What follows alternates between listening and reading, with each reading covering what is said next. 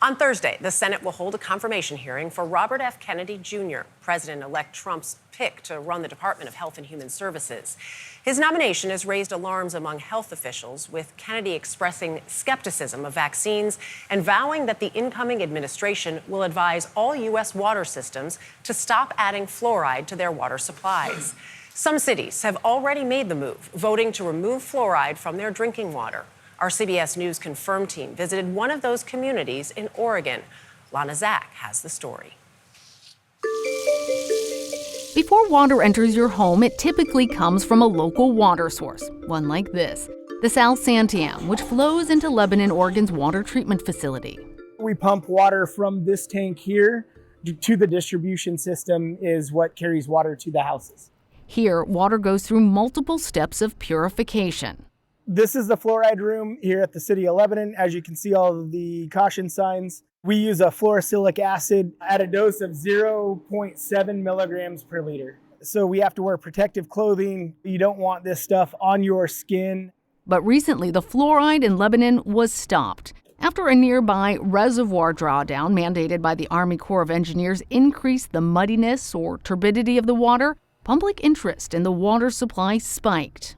We had some color issues and stuff like that with the quality of the raw water.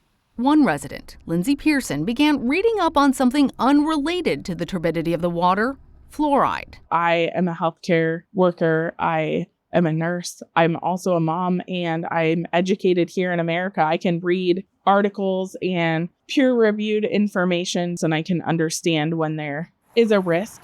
For some in the community, like Pearson, fluoride seemed like an example of government overreach. So she rallied neighbors on conservative-aligned social media channels, and they spread their message at a local donut shop. We ended up getting in touch with one of the lawyers that was actually involved with Fluoride Action Network. He gave us different documents about neurotoxicity and different things related to our cause. And so that's kind of where the ball got rolling. Armed with a fluoride data sheet, they pointed at studies that seemed to counter the mainstream consensus on water fluoridation. Fluoride toothpaste. And as the debate spread, organizations like the American Dental Association weighed in. The ADA says fluoride, which has been in use for more than 75 years, prevents at least 25% of tooth decay in children and is safe at the level of 0.7 milligrams per liter, which is the amount that Lebanon had been using. The debate went all the way up to the city council, which was also divided.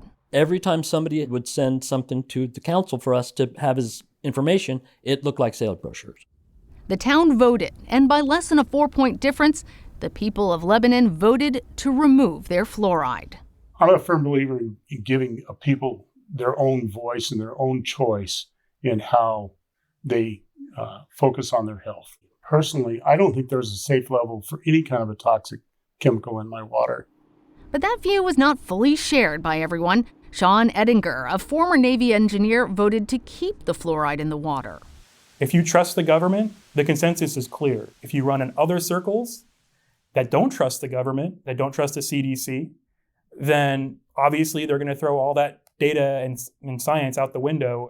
We put the question to dentists. Some didn't want to be interviewed because of the divisiveness of the issue, but Dr. Highfam, an ADA member dentist and Oregon State representative, says he can see clearly the difference in his patients' teeth.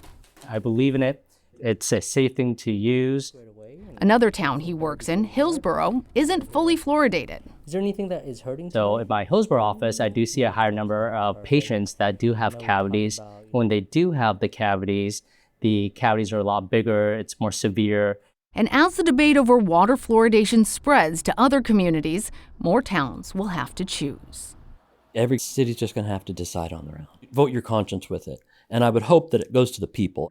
At the end of the day, I think people who are anti-fluoride aren't bad people. I just think that a lot of times they've been misinformed on information. For CBS Saturday Morning, I'm Lana Zach.